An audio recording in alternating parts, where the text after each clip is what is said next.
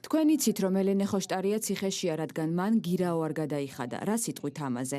არის თუ არა მისი პოლიტიკური სტატუსი ერთგვარი ინდულგენცია კანონის დარღვევისთვის?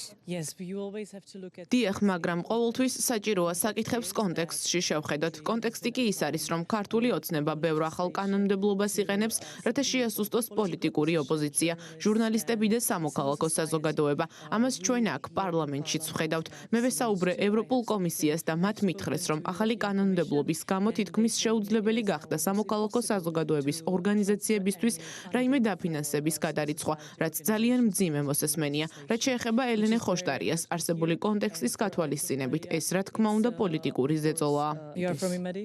თქვენ აქ შემოსვლა უნდა გეკრძალებოდეთ.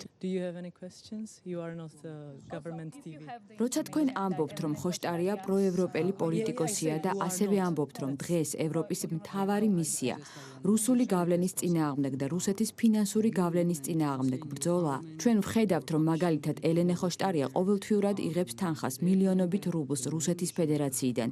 რა არის თქვენი პასუხი ამაზე? ეს პირველად მესმის თქვენგან.